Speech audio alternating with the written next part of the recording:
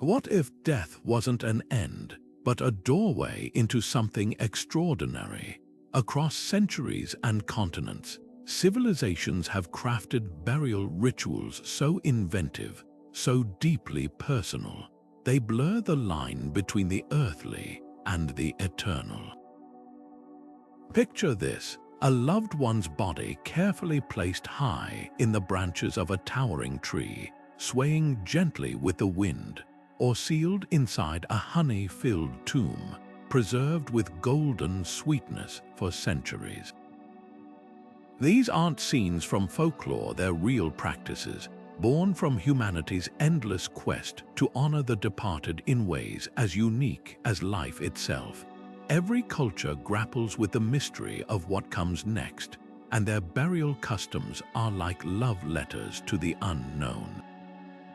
Whether it's the Tibetan Sky Burial, where the body is returned to the earth through the wings of vultures, or the Soakishin Batsu monks of Japan, who achieved enlightenment through self-mummification, these rituals are more than tradition.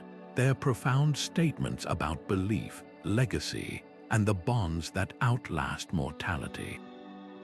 Some societies built labyrinthine catacombs, while others sent their dead to rest in canoes, set adrift on rivers that mirrored the journey to the afterlife. The diversity is staggering, yet each practice shares a common thread, an unshakable reverence for the journey beyond. Today, we're unraveling 20 of history's most astonishing burial customs, each a testament to human ingenuity and spiritual devotion. These aren't just rituals, they're stories of kings who demanded pyramids so grand they'd touch the heavens, of warriors buried upright, weapons in hand, ready to fight even in death. Some customs shock, others move, but all of them whisper secrets about the people who practiced them. So come with us as we step into the shadows of ancient tombs, climb the trees where the departed watched over their descendants, and decode the symbols left behind. By the end, you'll see death not as an ending, but as a mirror, reflecting the beauty, terror, and boundless creativity of life itself. High in the thin air of the Himalayas, where the earth meets the sky, Tibetan Buddhists perform one of the most striking burial rites in human history, the Sky Burial. Picture a windswept mountaintop where the body of the deceased is carefully prepared and laid bare upon the rocks, offered to the waiting vultures. This practice, known as jeta, meaning giving alms to the birds, is far more than a practical solution to the region's rocky, frozen ground. It's a sacred act, a final act of generosity, where the physical form becomes a gift to nature's most efficient caretakers. For Tibetan Buddhists, the vultures are not mere scavengers, they are dakinis, celestial beings who carry the soul upward toward liberation. The body, emptied of its spirit, is seen as an empty vessel, a temporary shell no more valuable than a worn-out set of clothes. By returning it to the cycle of life so directly, the ritual embodies the core Buddhist teaching of impermanence, the understanding that all things, even our own flesh, are fleeting. There's a profound humility here, a rejection of the ego's clinging to form. No grand tombs, no preserved relics, just the wind, the birds, and the vast openness of the mountains. But this ritual is also deeply practical. In much of Tibet, the ground is too hard for digging graves, and timber for cremation is scarce. The environment itself shapes tradition, turning necessity into spiritual poetry. Families often watch from a distance as the Rojyapas, or body breakers, perform their solemn duty, ensuring every part is given to the birds. Nothing is wasted, just as in life, nothing should be hoarded. To outsiders, it may seem stark, even shocking, but for those who practice it, the sky burial is an act of perfect harmony, a final lesson in letting go. What makes this custom so powerful is its raw honesty. In a world where death is often hidden away, sanitized, or dressed in ceremony, the Sky Burial confronts it head-on. There's no illusion of preservation, no attempt to defy decay, only acceptance.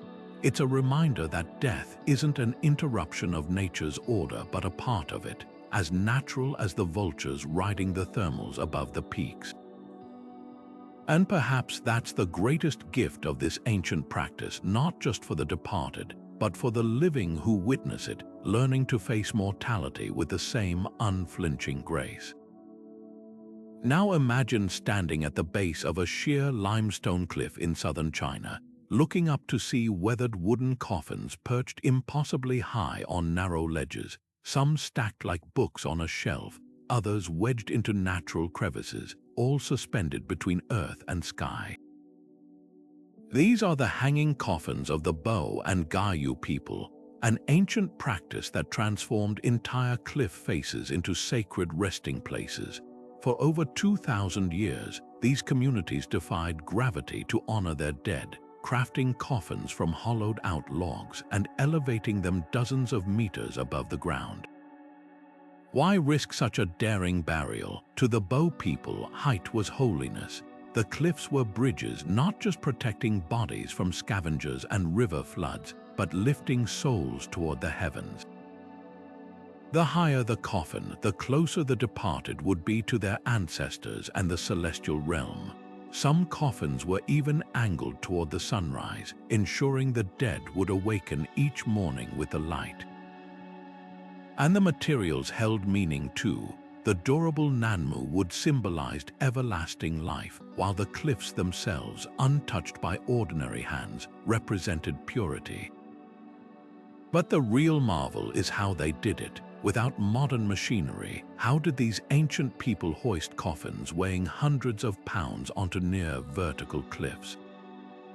Theories abound. Some suggest bamboo scaffolding or pulley systems. Others propose coffins were hauled up during seasonal floods when water levels rose. The truth remains one of archaeology's great puzzles, a testament to lost engineering skills. Even more astonishing, many coffins stayed intact for centuries, their lacquered surfaces resisting decay long after the cultures that placed them vanished from history. The hanging coffins whisper secrets about the people who made them. Unlike imperial tombs filled with gold, these burials were often simple. Egalitarian fishermen and farmers rested beside chieftains. What mattered wasn't wealth, but the shared belief that the cliffside was a threshold between worlds. Today, as modern researchers use drones to study precarious coffins inaccessible for generations, we're reminded that death rituals aren't just about endings. They're about aspiration, reaching quite literally for something beyond our grasp. The crashing waves of the North Sea carried more than salt and wind, they carried legends. Among the Norse, death was not an anchor but a sail. When a great Viking chieftain or warrior died, their community would haul an entire ship ashore, filling it with everything needed for the final voyage. Swords polished to a mirror shine, shields stacked like promises, and sometimes even loyal horses or servants sacrificed to accompany them. This was no mere burial, it was a launch ceremony, sending the departed toward Valhalla, Odin's golden hall where heroes feasted forever. Few discoveries bring this belief to life like the Oseberg ship, unearthed in Norway in 1904. Buried beneath a mound for over 1,000 years, this 70-foot-long vessel was a floating palace of the dead. Inside lay two women, one likely a powerful queen or seeress, surrounded by carved sledges, tapestries, and even a cart with intricate wheels. The craftsmanship was staggering, but the true message was in the symbolism. The ship was both transport and passport, its dragon-headed prow cutting through unseen waters toward the afterlife. What makes Viking ship burials so fascinating is their blend of brutality and beauty. The same culture that raided coasts with terrifying efficiency also wove delicate animal motifs into every surface of these funerary ships. They believed in a paradise earned through courage, yet stocked their vessels with everyday items: combs, cooking cauldrons, gaming pieces, as if death were merely a change of address. And sometimes the rituals were startlingly literal. At the Lindholm Hoge site in Denmark, stones were arranged around graves in the shape of ships, proving you didn't need timber to sail into eternity, just imagination. But why ships? For a people who navigated by stars and told time by tides, the ocean was never just water. It was a road, a testing ground, a metaphor for life's uncertainty. To bury someone in a ship was to trust they'd master death as they had the sea. Modern archaeologists still debate whether these vessels were meant to be seaworthy or were purely ceremonial, but the answer might be both. A Viking's afterlife mirrored their earthly one, a journey requiring supplies, companions, and above all, a worthy vessel. The Oseberg women's grave offers one last clue. Among the treasures was a bucket of wild apples. A small touch, easily overlooked but profoundly human. Even warriors bound for glory, it seems, might crave a snack for the road. In that detail, the Vikings remind us that their rituals weren't about cold mythology, but warm, messy humanity preparing for the unknown with equal parts pragmatism and poetry. Beneath the scorching sun of the Nile Valley, where the desert sands whispered secrets of eternity, the ancient Egyptians perfected an art so precise it defied time itself. Mummification wasn't merely preservation, it was a sacred alchemy, transforming fragile flesh into a vessel fit for the gods. Picture a 70-day ritual where priests worked with the precision of surgeons, removing organs through a small incision in the abdomen, each carefully placed in ornate canopic jars guarded by the 4 sons of Horus. The brain, considered unimportant, was drawn out through the nose with hooks, while the heart, the seat of intelligence and emotion, remained, weighed against the feather of truth in the afterlife. The key to this transformation, natron, a salt harvested from dry lake beds which dehydrated the body like the desert air. For 40 days, the corpse lay buried in this white powder, shrinking skin and tightening muscles into a leathery shell. Then came the wrapping, a mesmerizing dance of linen strips hundreds of yards, sometimes coated in resin for waterproofing, each layer inscribed with spells from the Book of the Dead. Amulets were tucked between folds, golden scarabs over the heart, falcons at the throat, all charged with magic to protect the soul's journey. But mummification was more than science, it was theology in physical form. Egyptians believed in 5 souls and the Ka, the life force needed its earthly home to recognize in the afterlife. Without the body, the soul might wander forever. That's why even the poor found ways to mimic these rites, using cheaper materials or communal burial pits. The wealthy, meanwhile, commissioned sarcophagi nested like Russian dolls, each painted with constellations and prayers, ensuring no demon could breach their rest.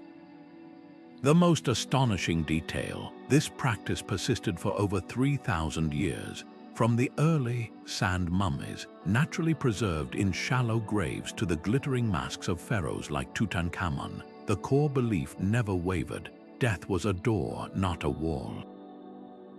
Modern CT scans reveal how well they succeeded. Some mummies still have fingerprints, hairstyles, even tattoos visible after millennia. In their quest for immortality, the Egyptians left us something equally precious, a mirror showing humanity's oldest fear and oldest hope, that something of us remains when the last breath fades. Yet for all its grandeur, mummification had quiet intimacies. Families would visit embalming workshops to leave letters to the dead, tucked between bandages. Some mummies hold wilted flowers in crossed arms, or wear faded sandals for the long walk through Juat, the underworld. In these touches, we see not just a culture obsessed with death, but one fiercely in love with life and determined to keep its memory alive, one carefully wrapped layer at a time. Beneath the bustling cafes and cobblestone streets of modern Paris, A hidden city of the dead stretches for miles, a labyrinth where the bones of 6 million souls form walls, arches, and even chandeliers. The Catacombs of Paris began not as a tourist attraction, but as a grim solution to a public health crisis. By the late 18th century, the city's cemeteries were overflowing, with mass graves so overstuffed that decomposing bodies sometimes spilled into basement walls of nearby homes. Something had to give. The solution was both practical and poetic. Starting in 1786, workers began quietly transferring remains from cemeteries like Les Innocents, where centuries of burials had created a putrid, collapsing mound, into the abandoned limestone quarries beneath the city. But this wasn't just a dumping ground. In a stroke of macabre genius, the bones were meticulously arranged, femurs stacked like firewood, skulls aligned in heart-shaped patterns, tibias forming crosses. Every inch of these tunnels became a meditation on mortality. Some sections resemble gruesome chapels, with arches of pelvic bones framing altars of craniums. What makes the catacombs extraordinary isn't just the scale, but the artistry. The anonymous workers who assembled these walls seemed to understand they were crafting more than storage. They were building a monument. Plaques throughout the tunnels bear Latin inscriptions like "Arret, se ici l'empire de la mort," halt, here lies the empire of death, reminding visitors of the democracy of decay. Kings and paupers alike share these walls, their identities long vanished, reduced to equal parts of the same silent tapestry. Modern visitors often describe an eerie duality. The catacombs feel at once sacred and unsettling. The air hangs heavy with the scent of damp stone and ancient dust, while the careful arrangements suggest a strange tenderness. Some niches hold bones of plague victims from the Middle Ages, their remains finally granted order after centuries in chaotic pits. Others contain fragments from the French Revolution, when fresh corpses from the guillotine needed swift disposal. Yet for all its darkness, there's light here too. The catacombs became an unlikely canvas for resilience. During World War II, French resistance fighters used the tunnels as hideouts, mapping secret routes past German patrols. Today, urban explorers still whisper about cataphiles, modern adventurers who slip past official tours to discover untouched chambers adorned with contemporary art or makeshift bars. Even in death's domain, life finds a way. Perhaps that's the true power of this underground ossuary. It doesn't hide death behind marble tombs or gilded sarcophagi. It confronts you with it, skull after skull, until the numbers lose meaning and you're left with something deeper. 6 million is an unimaginable figure, but one femur laid carefully atop another. That's a choice, a gesture, proof that even in our most practical solutions, we can't help but reach for meaning, stacking the past like bones, hoping the pattern will tell our story when we're gone. On the outskirts of ancient Persepolis, where the desert heat shimmers like a mirage, circular stone towers rise against the sky, not as fortresses but as gateways between worlds. These are the Dakmas, the legendary towers of silence, where Zoroastrians practiced one of history's most spiritually precise burial rites. Unlike cultures that buried or burned their dead, this Persian tradition placed bodies atop these open-air platforms, leaving them exposed to vultures and the elements. At first glance, it might seem austere, but every detail carried profound meaning. For Zoroastrians, earth and fire were sacred, too pure to be tainted by decay. A body wasn't just a vessel, it was a potential contaminant, a source of nasu, or spiritual pollution. The towers were a solution as elegant as it was stark. Let nature's clean-up crew do what they do best. The ritual unfolded with meticulous care. After death, the body was washed in Gom's consecrated bull's urine, then dressed in old white garments, signaling the soul's detachment from material concerns. Corpses were carried by nacelers, professional pallbearers who wore special shoes to avoid tracking impurity back into the city. Upon reaching the dakma, the body was laid bare under the open sky, arranged so the first birds would peck out the right eye first, a symbolic opening of the soul's vision to higher realms. Within hours, the bones would be picked clean, bleached by the sun, and later gathered into a central ossuary pit where they'd crumble to dust, completing the cycle. What makes this custom extraordinary isn't just its practicality, but its poetic symmetry. The towers were often built on hills, not just for practicality, but to mirror the Zoroastrian cosmic ladder, the Chinvat bridge that souls crossed after death. The vultures, far from being seen as grotesque, were revered as divine messengers, their swift work ensuring the soul's swift ascent. Even the circular design held meaning. No corners meant no place for evil spirits to hide. Modern Parsi communities in Mumbai still maintain functioning dakmas, though urban sprawl and dwindling vulture populations have forced adaptations like solar concentrators to hasten decomposition. The Towers of Silence reveal a world where death wasn't feared, but managed with almost ecological precision. Unlike the Egyptian quest for physical preservation or the Viking emphasis on journey, Zoroastrianism treated the body like a borrowed garment returned, not hoarded. In their refusal to let death poison the living world, they crafted a ritual that was both brutally practical and deeply reverent. The towers stand today as ruins in Iran, as working sites in India, but always as monuments to a radical idea that how we treat the dead isn't about them, it's about protecting the sacredness of life itself. Imagine stepping through a misty peat bog in Denmark or Ireland, your boots sinking into the damp earth, when suddenly you stumble upon a face staring back at you, not a skeleton, but a person. Their features so perfectly preserved you can still see the stubble on their chin or the braids in their hair. These are the bog bodies of Northern Europe, nature's accidental time capsules, where the cold, acidic waters and lack of oxygen transformed swamps into vast refrigerators of the ancient dead.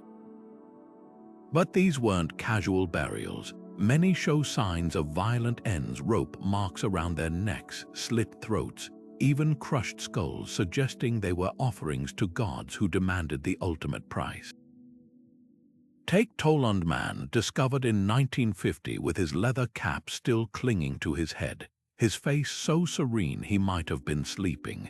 Forensic analysis revealed his last meal was a simple porridge of barley and flax, eaten 12 to 24 hours before he was hanged and laid gently in the bog.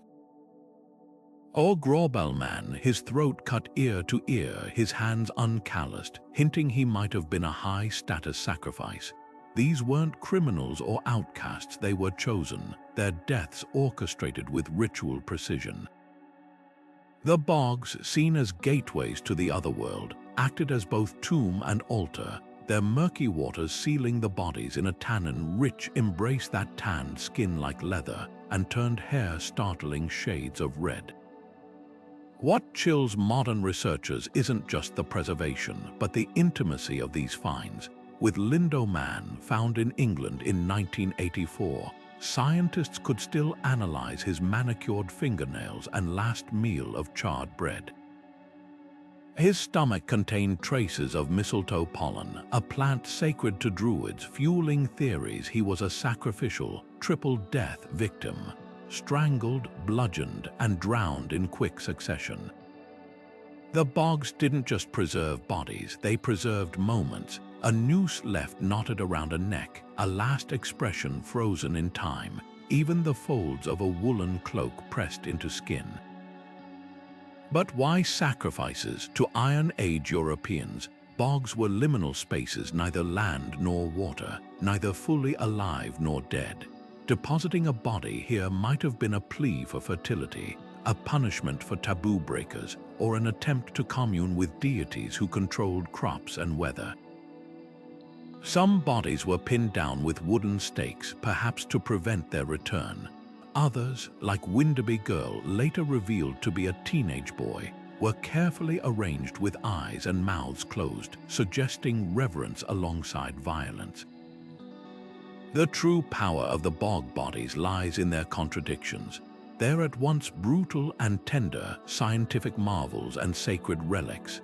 Unlike mummies, whose preservation was deliberate, these individuals were preserved by chance, yet their accidental immortality makes them no less profound. When we look at Toland man's face today, we're not just seeing a corpse, we're witnessing a prayer, a bargain struck between mortals and the divine, sunk into the peat where time itself seems to pause. And perhaps that's the most haunting thought of all, that these people never intended to speak to us across millennia, yet here they are, whispering secrets in leathery skin and empty eye sockets, reminding us that some offerings, however violent, are never truly forgotten. Deep in the mist-shrouded mountains of northern Japan, a handful of Buddhist monks achieved what seems impossible, turning their own bodies into eternal vessels of enlightenment through an agonizing ritual of self-mummification. Known as Soakishin Batsu, or Buddha in the flesh, this practice wasn't about avoiding death but transcending it. Picture a monk spending 3 years eating nothing but nuts, seeds, and tree bark, a diet so harsh it stripped away every trace of body fat and moisture. Then, in the final phase, he'd drink a poisonous tea made from Urashi tree sap, the same lacquer used to waterproof bowls, which induced vomiting and further dehydration while preserving his organs from decay. His final act, lowering himself into a narrow underground chamber, assuming the lotus position, and meditating until his last breath escaped through a bamboo air tube, the only sound in the darkness, his own heartbeat slowing to silence. What drove these monks to endure such extremes? For followers of Shugendo, an ascetic blend of Buddhism and mountain worship, the physical body wasn't an obstacle to enlightenment, it was the ultimate tool. By mastering pain, hunger, and fear, they sought to become living bridges between the mortal and divine. The few who succeeded, fewer than 30 confirmed cases over 1,000 years, were enshrined in temples as spiritual guides, their leathery skin still draped in faded robes, their skeletal hands forever clasped in meditation. Visitors to places like the Danishibo Temple can still kneel before Daijuku Basatsu Shinyokai, a monk who entered his underground tomb in 1780 and emerged centuries later, his face somehow serene despite the unimaginable ordeal. The process was so grueling that Japan outlawed it in the 19th century, but the Soakishin Batsu monks left behind a haunting question: was this devotion or delusion? Modern science confirms their methods worked. The lack of fat prevented bacterial growth, while the Urashi tea acted as a natural embalming fluid. Yet what's most striking isn't the preservation, but the paradox. These monks rejected worldly attachments, yet their mummies became objects of veneration. They sought to vanish into the void, yet their bodies persist, drawing pilgrims centuries later. In their quest to become nothing, they became something eternal, not just relics, but mirrors reflecting humanity's endless struggle to make meaning from mortality. Among the most poignant is Tetsumonkai, a monk who cut off his own eyelid to stop distracting desires, then later amputated his arm as an offering to relieve a plague. His mummified remains still sit upright, the missing limb a silent testament to his belief that the body was merely clay to be shaped or sacrificed for spiritual awakening. Unlike Egyptian mummies wrapped in gold and hidden in pyramids, these ascetics sit in plain wooden temples, their glass-eyed gazes meeting visitors' own. There's no grandeur here, only the raw intimacy of a choice to stare down death with open eyes, and in doing so, perhaps glimpse what lies beyond. The Soakishin Batsu remind us that burial customs aren't always about the body's fate. Sometimes they're about the soul's trajectory. These monks didn't just prepare for death, they rehearsed it day after painful day until the line between living and dying blurred into irrelevance. Their preserved forms aren't corpses, but lessons whispering that enlightenment isn't found in avoiding suffering, but in walking through its fire, one excruciating step at a time. High in the rugged mountains of the Philippines, where jagged limestone cliffs rise like nature's cathedrals, the Igorot people of Sagoda practiced a burial tradition as striking as the landscape itself. Here, coffins weren't lowered into the ground, they were hoisted onto cliffsides or tucked into the mouths of caves, suspended between earth and sky. These hanging coffins, some centuries old, swayed gently in the mountain breeze, their weathered wood bearing witness to a belief system where death wasn't an end but a return. The process began with the elderly carving their own coffins from hollowed-out logs, often years before death. This wasn't morbid preparation, it was an act of participation, a final craft to honor their journey. When death came, the body would be seated in the traditional fetal position, limbs bound with vines, wrapped in blankets reflecting the belief that one should exit the world as they entered it. Then came the perilous ascent. Using ropes woven from rattan and bamboo ladders, villagers would scale sheer rock faces, securing the coffins to crevices or stacking them in caves already crowded with ancestors. Some perch so high that only echoes reach them now. Why place coffins where even the living struggle to go? For the Igorot, elevation was sacred. The higher the burial, the closer the soul could rise to the ancestral spirits who watched from the mountaintops.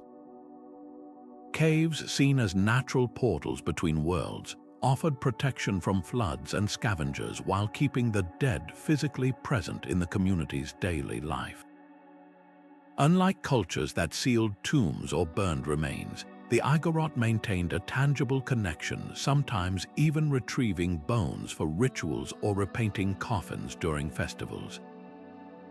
Death here wasn't hidden away, it hung in plain sight, a constant reminder of the thread linking generations. The craftsmanship reveals deeper meanings too. Coffins were traditionally carved with simple geometric patterns or animal motifs, but no two are identical. Some bear blackened marks from decades of smoke offerings, while others show where families added small carvings over time. Most astonishing are the death chairs, wooden seats where bodies were temporarily placed during ceremonies, allowing them to attend their own funerals before final placement. This practice blurred the line between spectator and participant, as if the deceased were merely transitioning roles rather than vanishing entirely. Today, fewer than 50 elders still follow the old ways, their coffins waiting in homes beside modern furniture. The cliffs grow quieter as burial traditions shift, yet the hanging coffins endure as silent teachers. They challenge our modern segregation of life and death, suggesting instead a continuum, where ancestors remain woven into the landscape, quite literally watching over the living. To stand beneath them is to feel the weight of that philosophy, that the dead don't leave us, they simply find a new vantage point, their presence as enduring as the limestone that cradles them. Among the most poignant sights is Echo Valley, where generations of coffins cling to the cliffs like swallows' nests. Here, the air hums with an unexpected peace, the coffins casting long shadows that stretch toward the village below. It's a reminder that these weren't just practical solutions or artistic statements. They were love letters to the idea that no one truly departs. They simply move higher up the mountain, close enough that their whispers might still catch the wind and drift back down to those who listen. Along the rugged coastlines and hidden caves of the Philippines, archaeologists have uncovered vessels that hold more than just remnants, they cradle entire philosophies. The ancient jar burial tradition, stretching back over 2,000 years, reveals a people who saw death not as an exit, but as a homecoming. Picture massive earthenware jars, some taller than a person, their surfaces etched with swirling patterns resembling ocean waves or rice terraces. Inside, skeletons curl in the fetal position, wrapped in woven textiles or sometimes nestled with shells and beads, their postures echoing the shape of the womb they once left behind. These weren't mere containers, they were cocoons. The choice of ceramics porous yet durable suggests a profound understanding of transformation. Like seeds buried in soil, the dead were entrusted to the earth's slow alchemy, their bodies protected yet permeable to the elements. The jars' rounded bellies mirrored the curves of pregnant women, reinforcing the idea that death was merely another kind of birth. Some burial sites, like those in the Manungul cave, even feature lids carved with boat motifs, hinting at a belief that the soul might sail to the afterlife, much as islanders navigated between shores. What makes these burials extraordinary is their intimacy. Unlike grand tombs designed to impress, these jars were often placed in familial clusters, tucked into caves where the living might return to leave offerings or whisper prayers. The artifacts left inside a child's bracelet, a warrior's spearhead, tell stories not of pomp but of personal devotion. In one jar, a skeleton was found cradling a smaller bundle, the remains of an infant embraced even in eternity. The craftsmanship of the jars themselves speaks volumes. Fired at temperatures that would make ordinary clay shatter, these vessels were engineered to last, their designs echoing the tattoos and textiles of the communities that made them. Some bear traces of ochre or hematite, pigments that might have symbolized blood, life, or the fiery sun that watched over both the living and the dead. Modern researchers note an eerie parallel: the acidic soil of the Philippines, which rapidly decays unprotected bones, somehow spared many of these jar-bound remains.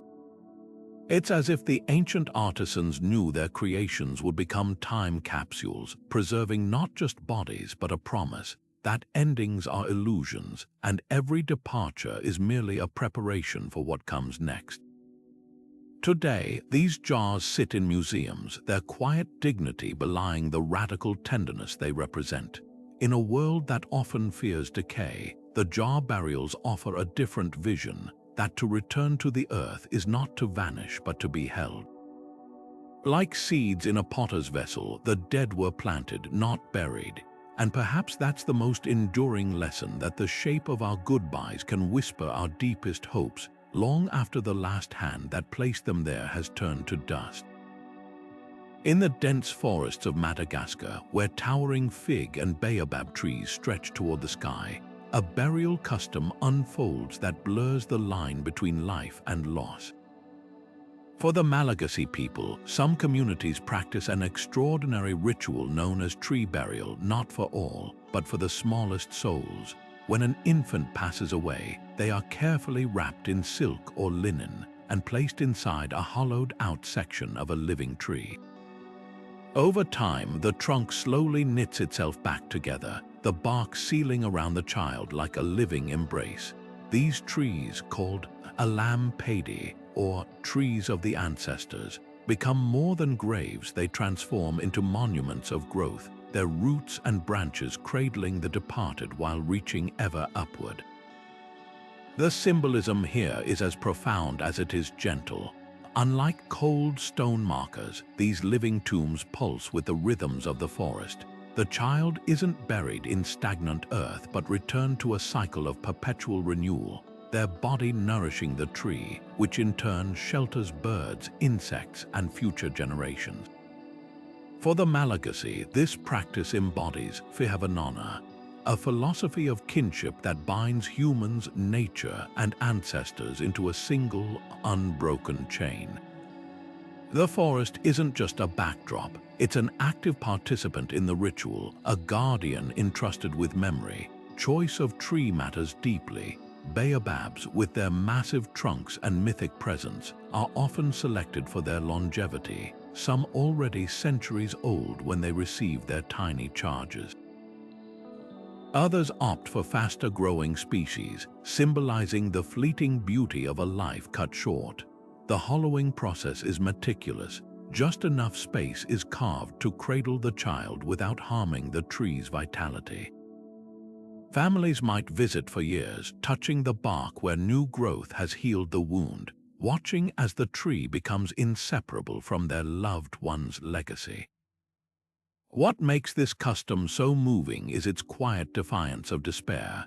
There's no attempt to preserve the body artificially or shield it from decomposition. Instead, the focus is on transformation. The child becomes rain in the leaves, sap in the branches, shade for future playmates.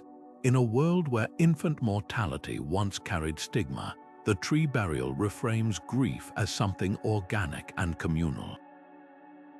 Neighbors whisper prayers to these trees, and some believe the spirits of the children rustle the leaves in response. Modern pressures threaten the practice.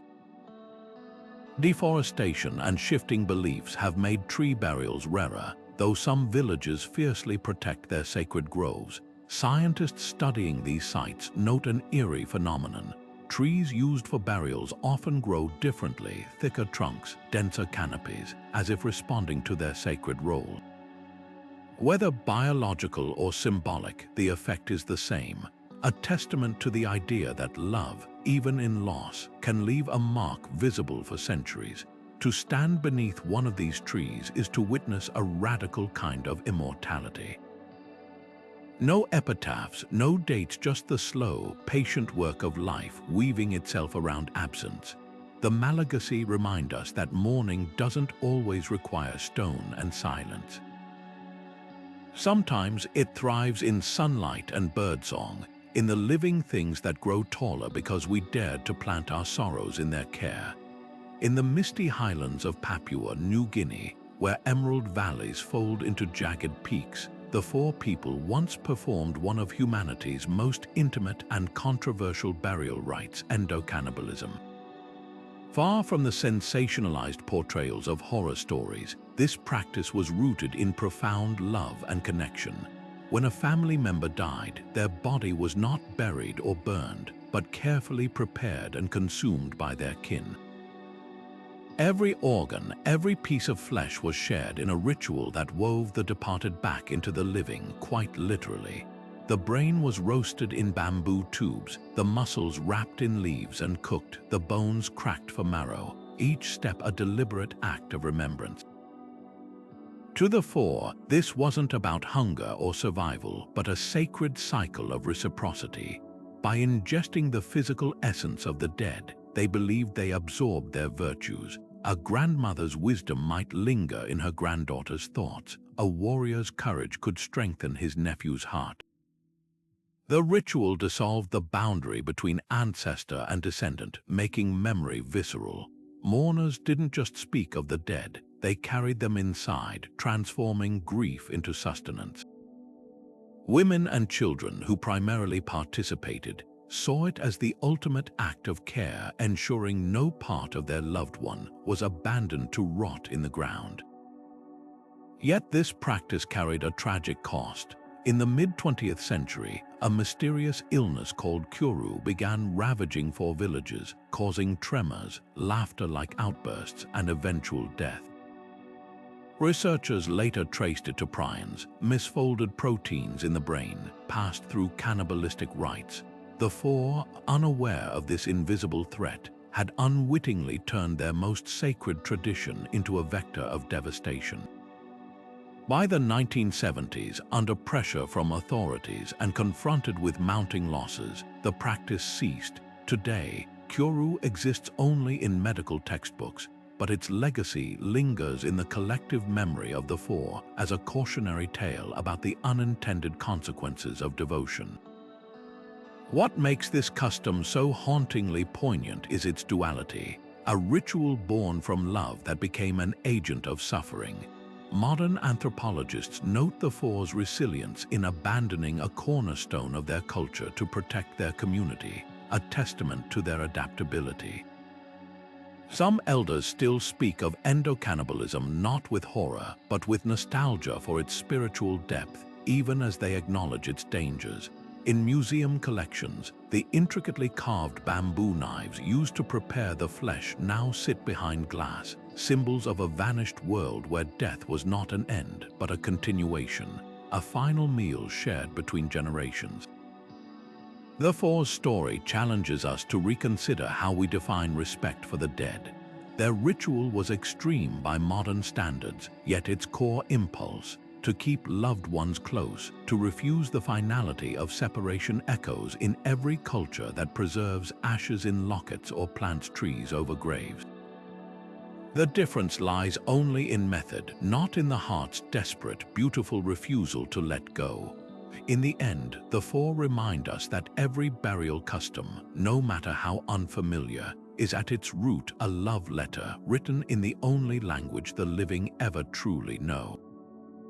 Among the most controversial and emotionally charged burial customs in history lies the practice of Sati, an ancient Hindu ritual where widows would climb onto their husbands' funeral pyres, choosing self-immolation over life alone. To modern eyes, it's an unthinkable act, but for centuries in parts of India, it was revered as the ultimate expression of wifely devotion, a sacred fire that would reunite couples beyond death. The word Sati itself means virtuous woman, and those who underwent the ritual were often memorialized in stone carvings and folk songs, their ashes believed to hold miraculous powers. Yet behind the spiritual ideal lay a complex web of social pressures, economic realities, and, in many cases, coercion that history is still untangling. The ritual's origins are murky, with early mentions in texts like the Mahabharata, where legendary queens like Madri and Kunti debate who should join their shared husband Pandu in death. But Sati wasn't widespread until later centuries, peaking under certain Hindu kingdoms where it became a mark of elite status. The ceremony was gruesomely theatrical. The widow, dressed in bridal finery, would often be given a ceremonial last meal before walking clockwise around the pyre, sprinkling offerings of rice or ghee.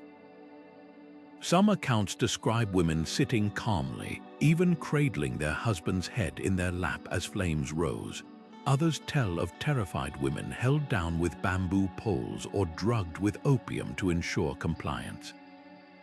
What's rarely discussed is how economics and patriarchy fueled the practice.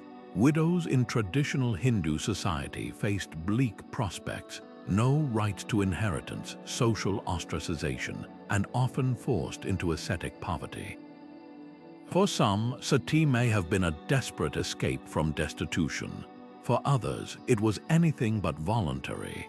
Portuguese travelers in the 16th century recorded instances where families pressured widows into the pyre to avoid supporting them, or to claim the prestige of having a Sati Mati, Sati stone, erected in their village. The British colonial administration, though often sensationalizing the practice for political gain, documented cases where young girls married off as children to much older men were effectively sacrificed when their husbands died. The tide began to turn in the early 19th century, thanks to reformers like Roger Ram Mohan Roy, whose own sister-in-law's traumatic Sati death galvanized his crusade. He argued that Hindu scriptures didn't mandate the practice, and his activism, combined with British abolitionist pressure, led to the Bengal Sati Regulation of 1829. The ban didn't erase the custom overnight. Clandestine cases persisted into the 20th century, but it marked a seismic shift in how Indian society viewed women's autonomy. Today, Sati's legacy is a battleground of memory. Some Hindu nationalist groups still glorify it as a symbol of feminine piety, while feminist scholars highlight its history of coercion. The few surviving Sati stones, often worn smooth by centuries of touch, serve as silent witnesses to a practice that straddled the line between devotion and violence. Perhaps the most haunting lesson of Sati isn't about death at all, but about life, how cultures can sanctify suffering, how liberation often comes too late for those already consumed by the flames, and how the echoes of a banned ritual still flicker in debates about tradition, gender, and who gets to choose how love outlasts death. Unlike the peaceful tree burials of Madagascar or the communal catacombs of Paris, Sati forces us to confront an uncomfortable truth: that burial customs aren't always about honoring the dead. Sometimes they're about controlling the living. Its abolition reminds us that even the most entrenched traditions can change, but never without a fight, and never without leaving scars that smolder long after the fires are extinguished. Long before the pyramids of Egypt cast their shadows across the desert, along the arid coasts of what is now Chile and Peru, the Chinchoro people were perfecting the art of eternal preservation. Their mummies, dating back over 7,000 years, aren't just the oldest in the world, they're masterpieces of intimacy and ingenuity. Picture a body carefully disassembled, its skin peeled away like a garment, its bones dried in the sun before being reassembled with sticks and reeds for support. Then came the layers, strips of seal skin wrapping the limbs, a paste of ash and resin coating the flesh, and finally, a vibrant clay mask molded over the face, painted with ochre or manganese to give it lifelike color. Some were even given wigs of human hair, each strand sewn into place, as if the dead might wake and need to comb it.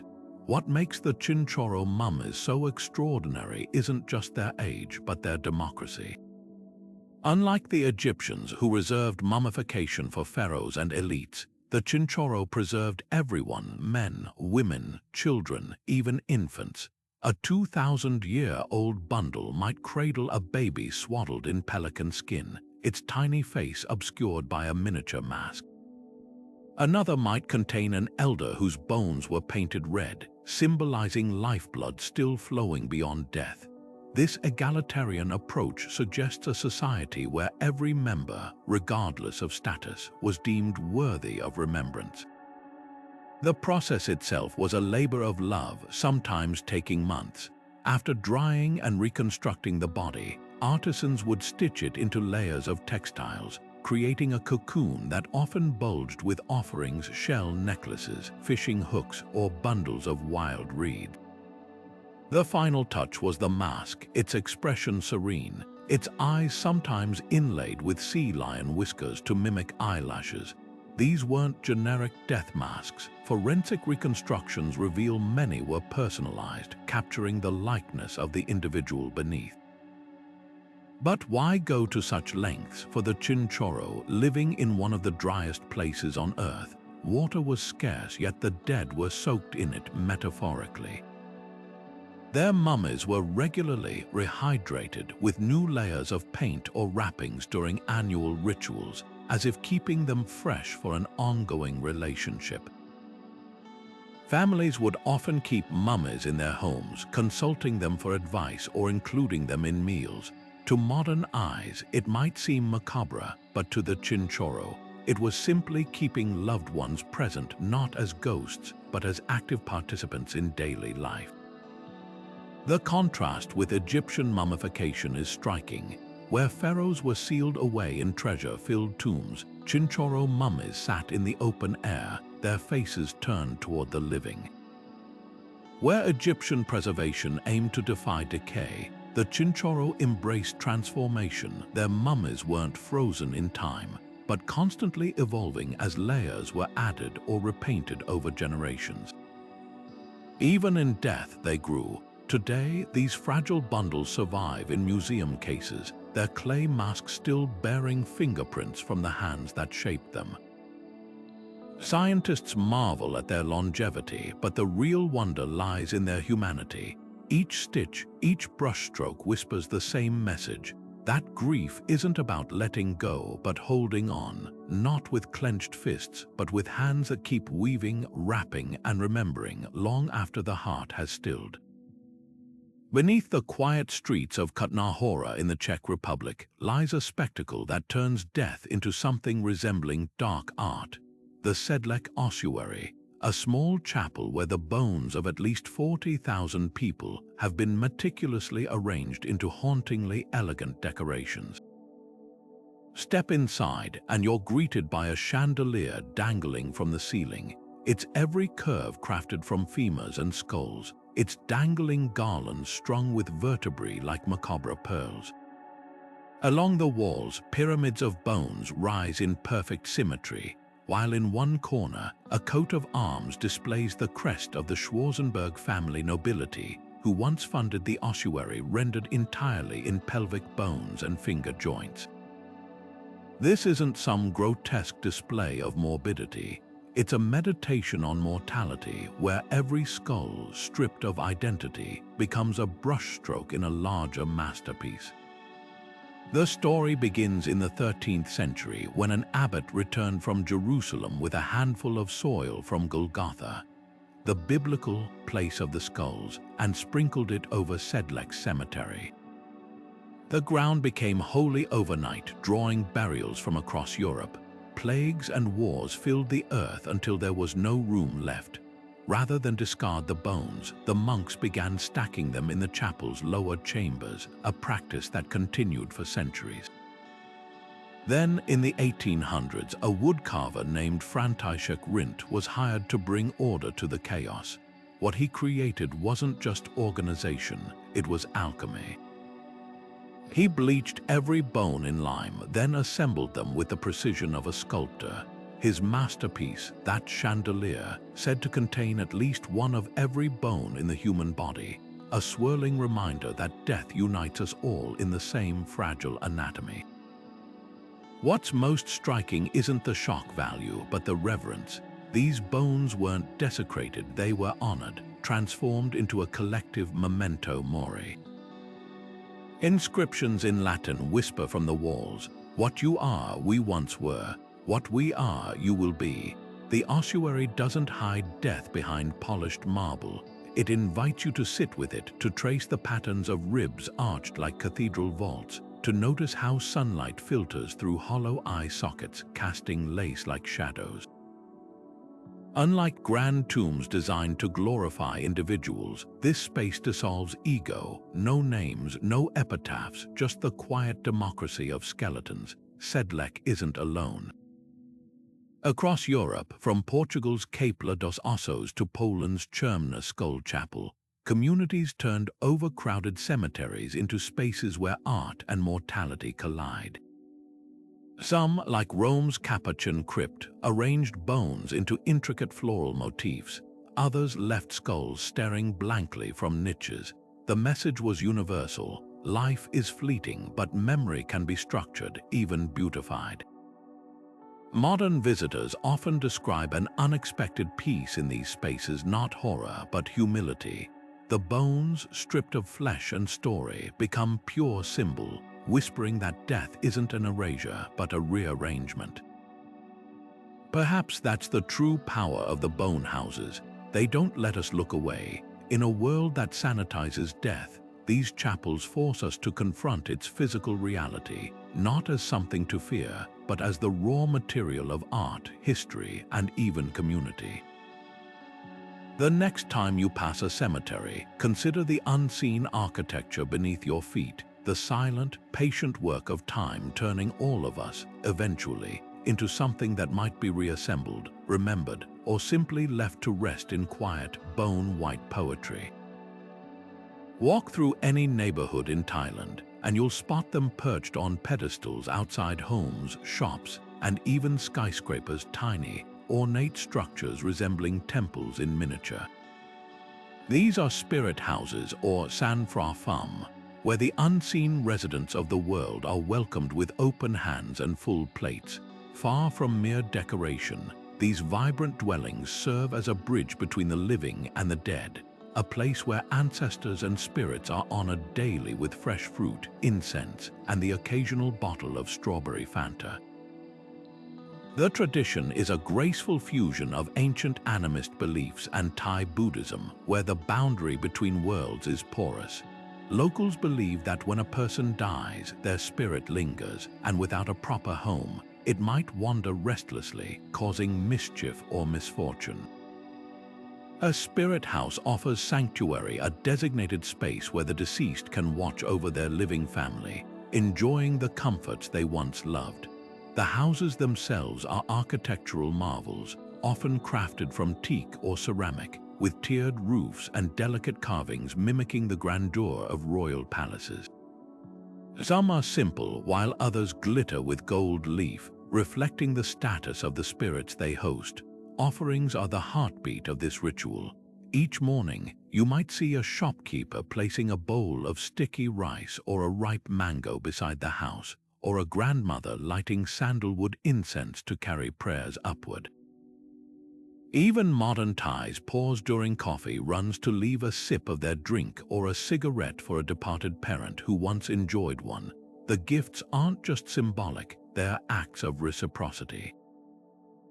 A well-tended spirit house ensures protection and goodwill, while neglect might invite unrest.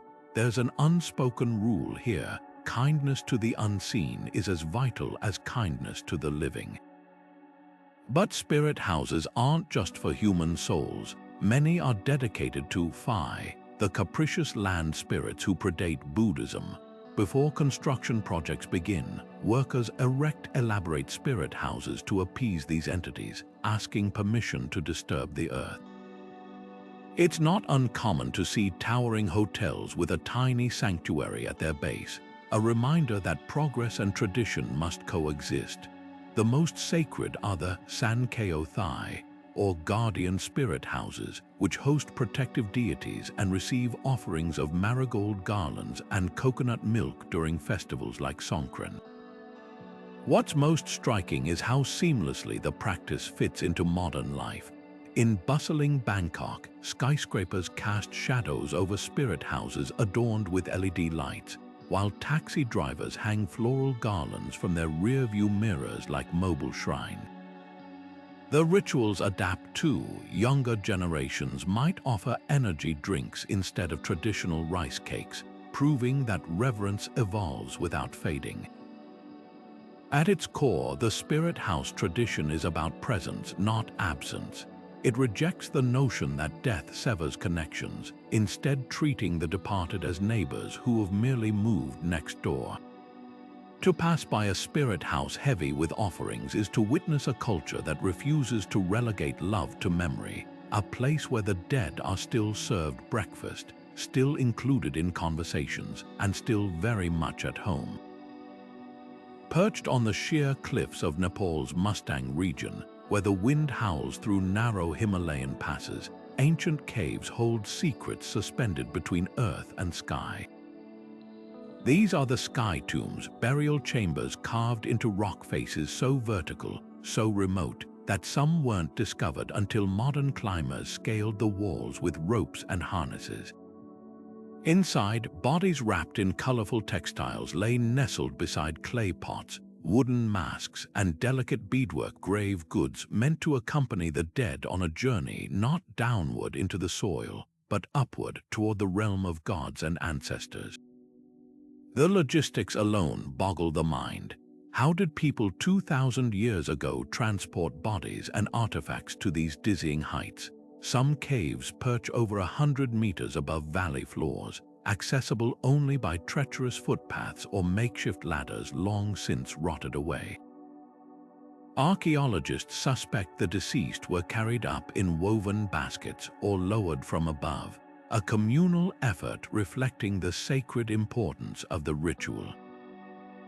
The tombs weren't just practical solutions to Nepal's rugged terrain, they were spiritual statements. In a landscape where mountains touch the heavens, burying someone in a cliffside wasn't just safe, it was symbolic. The higher the tomb, the shorter the soul's climb to paradise. What's left behind tells stories as vivid as they are fragmented. In one cave, a skeleton wears a gold pectoral plate engraved with a sunburst, its rays stretching toward the ribs. In another, a child's tiny leather shoes sit beside a toy wooden horse, its paint still flecked with red after centuries. The Mustang people, likely descended from Tibetan nomads, didn't just bury their dead. They curated them, dressing them in finery that hinted at their roles in life. A warrior might be surrounded by rusted arrowheads, while a shaman's tomb could hold bronze ritual bells and bundles of medicinal herbs. The caves themselves became time capsules, their dry, cold air preserving organic materials that would have vanished elsewhere. Woolen robes retain their indigo dyes, and wooden combs still bear strands of hair. Even more astonishing are the murals. Some tombs feature walls painted with celestial scenes, flaming suns, crescent moons, processions of figures with upraised hands, as if the burial chamber were a portal to the cosmos. One particularly striking panel depicts a line of horsemen riding across a cobalt blue sky, their mounts galloping toward some unseen horizon beyond death. Modern researchers face ethical dilemmas here. Many caves were looted over centuries, their artifacts scattered across black markets. Others remain sealed by local communities who view them as sacred, not archaeological sites. When scientists do gain access, they tread carefully, aware that these aren't just relics but ancestors. DNA extracted from Mustang mummies has already rewritten parts of Central Asian migration history, revealing trade routes and cultural connections lost to time. Yet the most poignant detail isn't in the bones or the artifacts, but in the silence. Standing outside one of these caves, you realize the tombs were placed not just for the dead, but for the living below. Imagine tending your fields in the valley, glancing up to see those shadowed openings where your grandparents watched over you. The sky tombs weren't hiding places, they were vantage points, ensuring the departed never really left, but simply ascended to a better view. In a world where modern graves are often hidden behind walls or reduced to ashes, there's something stirring about a culture that chose to hang its dead like lanterns against the cliffs, lighting the way between worlds. Unlike the sealed pyramids of Egypt or the crowded catacombs of Europe, Nepal's sky tombs breathe. Wind whistles through their entrances, scattering dust that might once have been offerings. Birds nest in crevices beside skeletons. The boundaries here aren't rigid, they're permeable, like the thin Himalayan air itself. And perhaps that's the lesson etched into these cliffs. That death isn't a door slammed shut, but a threshold swaying gently in the high-altitude wind, forever ajar. In the lush valleys of Georgia, where vineyards cascade down hillsides and the air hums with bees, a burial custom unfolded that turned death into something almost golden. Here, nobility of centuries past found their final rest not in cold stone tombs, but submerged in thick, amber honey, a practice as practical as it was poetic. Ancient texts speak of bodies carefully washed, anointed with herbs, then lowered into vats of honey, where the viscous liquid sealed them from decay like insects preserved in amber. The result, honey mummies, their skin supple, their features eerily intact as if death had merely pressed pause. Honey's power here wasn't just symbolic. Modern science confirms what Georgian embalmers knew instinctively.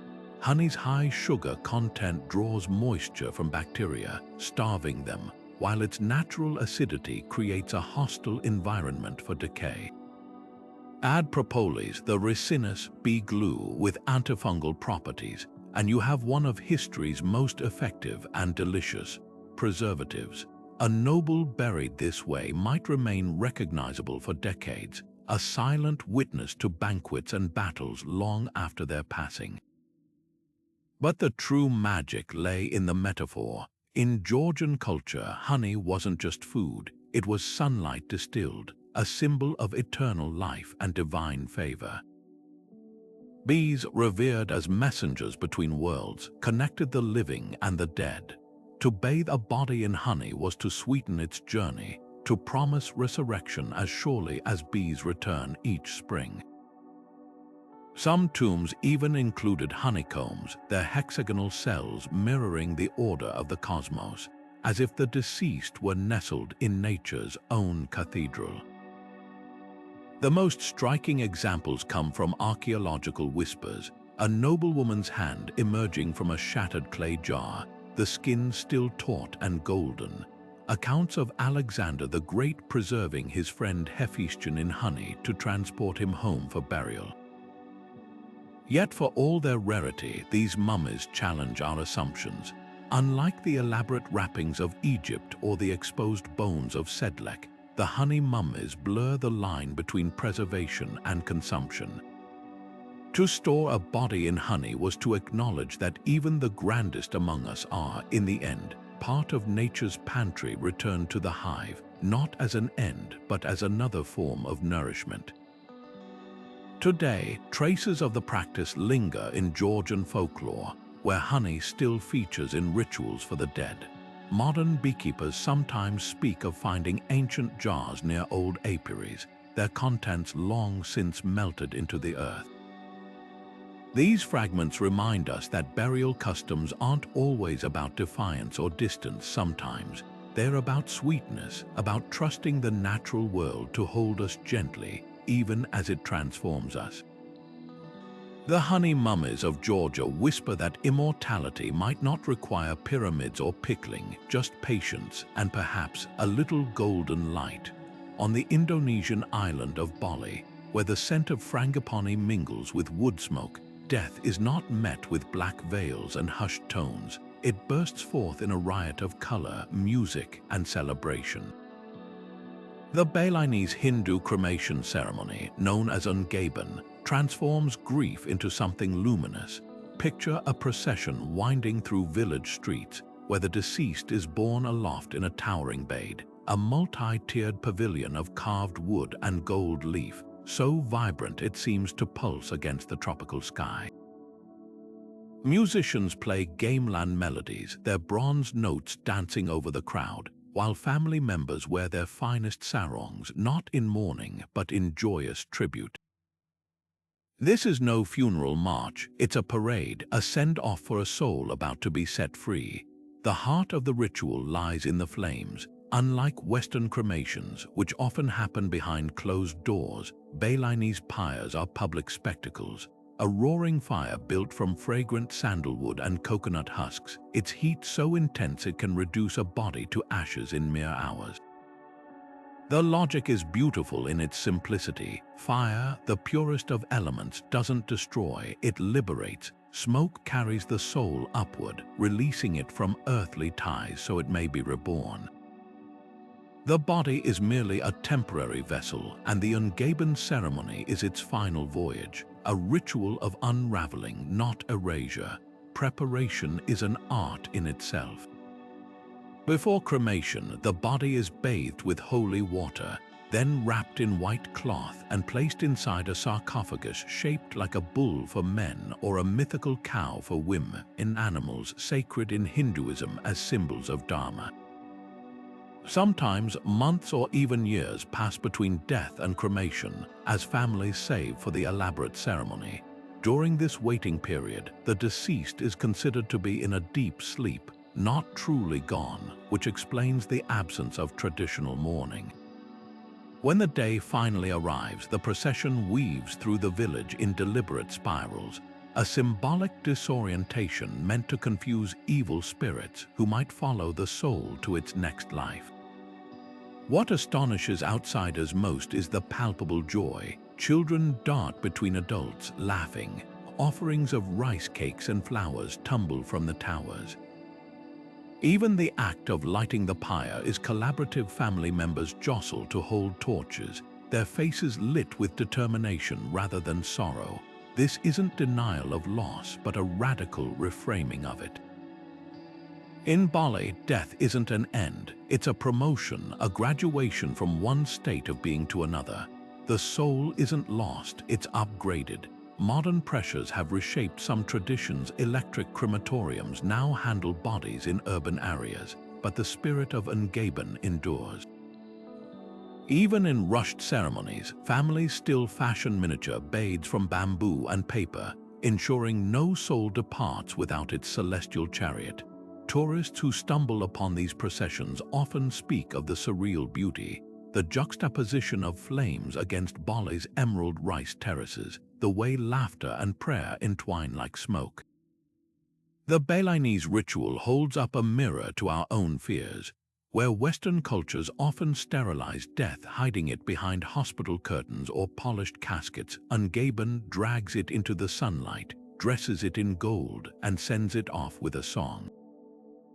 It's a reminder that how we say goodbye shapes how we remember, and that liberation, not loss, might be the truest measure of a life well lived. When the last embers cool, families gather the ashes, carrying them to the sea or a sacred river, where water completes what fire began, scattering the remains like seeds, ready to take root in some new, unseen form.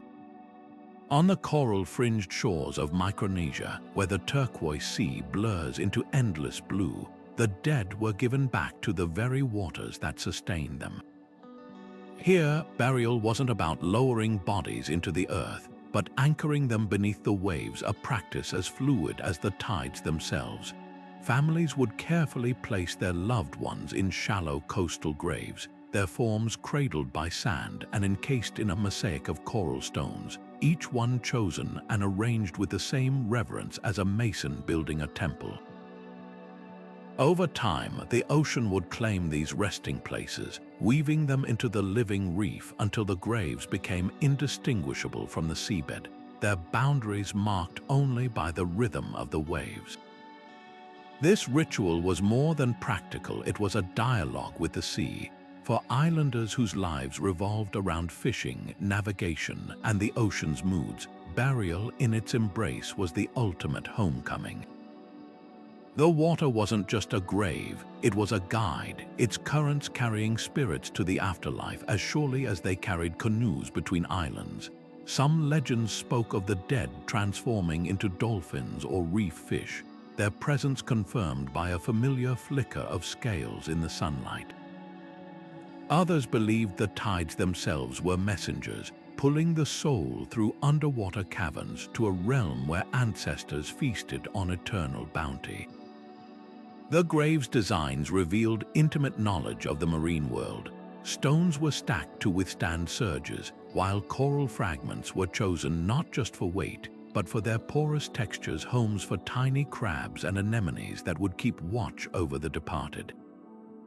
In some atolls, offerings of shell money or carved bone hooks were tucked between the rocks, ensuring the deceased had tools for their journey. Modern divers who stumble upon these sites often mistake them for natural formations until they notice the too perfect alignment of stones, the occasional glint of a centuries-old pendant wedged in the crevices. What's most striking is how the practice mirrored the Micronesian view of time. Unlike cultures that built monuments to defy decay, these islanders embraced impermanence. A grave might last just long enough for mourning, then dissolve, its materials returning to the ecosystem. The ocean gave and took, and in that cycle there was no need for eternal markers. Memory lived in the stories told over fishing nets, in the way a grandmother pointed to a particular cove at low tide. Today, rising sea levels and modern burial laws have made this custom rare, but its philosophy lingers. Younger generations still scatter ashes over ancestral fishing grounds, and elders whisper that a sudden school of tuna might be the village's forebears checking in. The underwater graves remind us that burial rituals aren't always about resisting nature's pull. Sometimes they're about trusting it, about letting go so completely that even the act of remembrance becomes fluid, shifting with the salt and the wind. To stand on these shores is to understand that eternity doesn't always require stone. It can be written in water, in the way the tide keeps returning, night after night, to the same stretch of sand.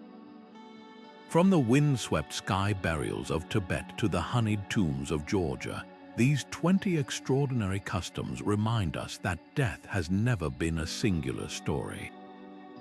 Every culture, every civilization has whispered its own epilogue, sometimes with fire, sometimes with feathers, but always with a reverence that transcends time. Whether it's the Balinese turning cremation into a celebration or the Chinchoro preserving even their tiniest infants with boundless care, these rituals are more than historical footnotes. They're love letters etched in bone, woven into cliffs, submerged in reefs, each one a defiant declaration that memory outlasts mortality. What unites them all isn't just creativity, but courage. The courage to stare into the unknown and sculpt meaning from it, whether through the Soakishin, Batsu monks' agonizing path to enlightenment, or the Igorot elder carving their own coffin years in advance. These traditions challenge our modern compartmentalization of death, inviting us instead to see it as a companion, a teacher, even an artist's canvas. The Vikings built ships for the afterlife, while the Parsis entrusted their dead to vultures' opposite methods, yet both rooted in the same unshakable belief that the body is a gift to be given, not a burden to be hidden. As we step back from these 20 windows into the past, the real revelation isn't how differently people died, but how fiercely they lived through their goodbyes. The Madagascar tree burials teach us growth, the Micronesian sea graves speak of trust, and the bone-adorned chapels of Europe whisper that even in decay there's artistry. These customs don't just honor the dead, they comfort the living, offering roadmaps for grief that are as varied as humanity itself. So tell us in the comments which ritual resonated with you.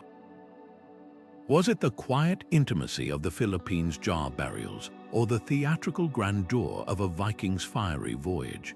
Your perspective adds another layer to this tapestry of traditions.